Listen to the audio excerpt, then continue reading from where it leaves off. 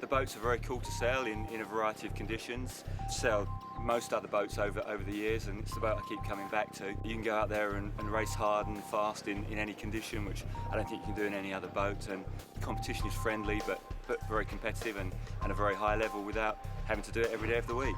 So that's kind of the draw. In this fleet, you've got some of the best dinghy sailors in the world with, you know, the likes of Chris Nicholson and Mike Martin and Howie Hamlin. Those guys have proven themselves in all aspects of sailing.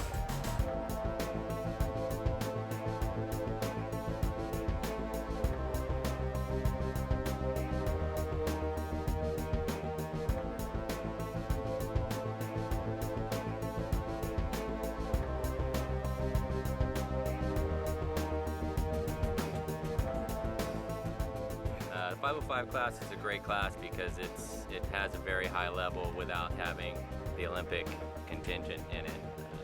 You know, most of the people are non-professionals, but about as high a level as you can get without being a professional. And quite honestly, I think if you had more professionals here, they would be, you know, I don't think they'd be dominating the events. I think they would be, you know, in the mix and fighting it out with the rest of us. Yeah, it's not a class you just jump into and kick butt in. You know, it's something you got to earn your stripes. Welcome to the 52nd running of the SAP International 505 World Sailing Championships. Held in Adelaide, South Australia, a region famous for its world-class wines and seafood. The championships have attracted some of the best sailors on the planet, including 505, 18-foot skiff and international 14 world champion Howie Hamlin.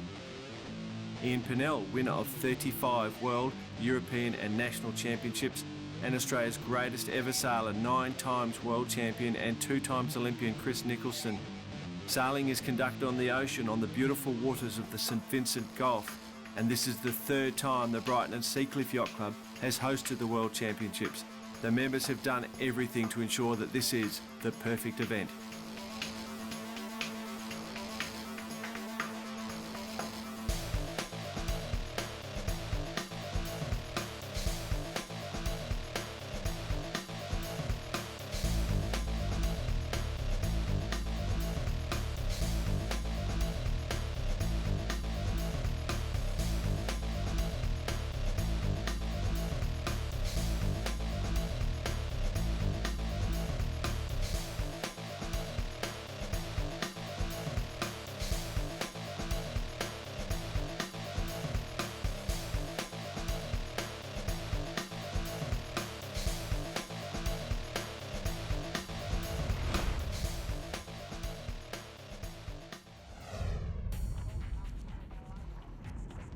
Race 1 of the SAP 505 World Championships was sailed in difficult conditions, with a blustery southerly providing big pressure and direction changes.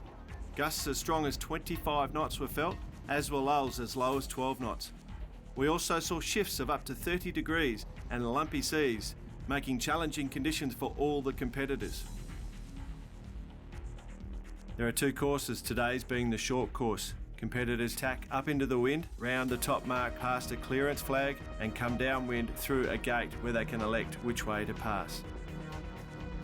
At the top mark for the first time, Olympians Nick Adamson and Steve Bordeaux from the US led from Ian Pennell and Steve Hunt of the UK, and third was Mike Holt and Carl Smith, also of the US. As you can see from our 2 leading boats, in windy conditions 505's power reached to the bottom mark rather than running directly.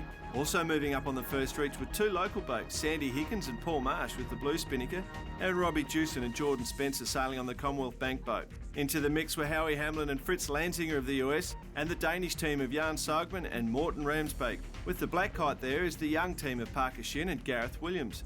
Parker from the US, when not sailing, spends his time as an international fashion model, but sailing is his first love. Tough conditions are playing havoc for some of the backmarkers, but for our leaders, it was a battle royale in the shifty conditions. At the top mark, it was still Adamson and Bordeaux in the lead, but here you can see Adrian Finglas and Tom Watson, who had moved up to 5th by this stage. For leg 2, after the competitors clear the gate, they again sail back upwind to the top mark. They then reach to the wing mark, jibe, and then reach to the bottom mark. The first reach was tight and made it difficult for spinnakers. But some of the Australian boats went for them early, and pretty soon the majority of the fleet had gone for the kite.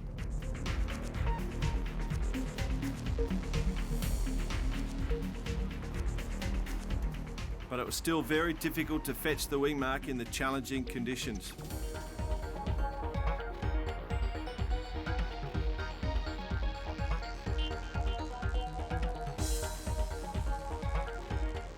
Hasso Plattner and Peter O'Leary charged through some big waves. Unfortunately for some, the conditions were too much, this being one of the many retirements on the day.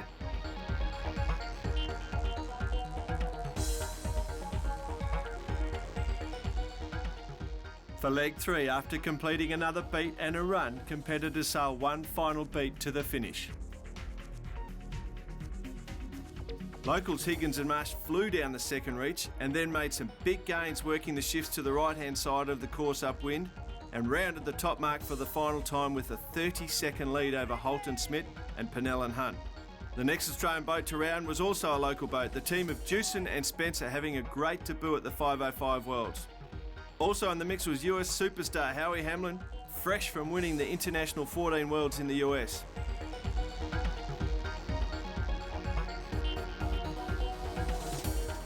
At the bottom mark for the final time, it was a big gap for Higgins and Marsh, who by this stage were lapping back markers.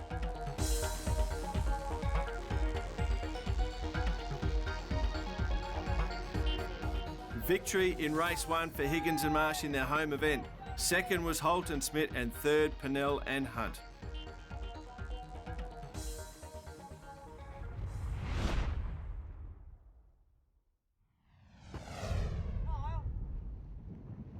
Race 2 was held straight after race 1. By this stage the wind had stabilised and was less shifty, but it was still 15 to 20 knots and still very lumpy seas. 505 start using a gate start rather than a line start. That means a pre-selected boat will sail upwind on port tack and each of the other competitors pass behind on starboard. It provides for clean starts but puts a premium on boat speed and height.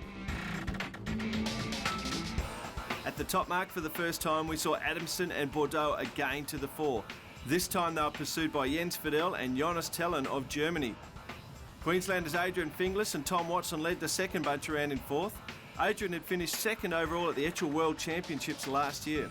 Also in the bunch you can see race 1 winners Higgins and Marsh and the winners of the PreWorlds Mike Martin and Jeff Nelson, who had suffered through the first race with a broken pole launcher.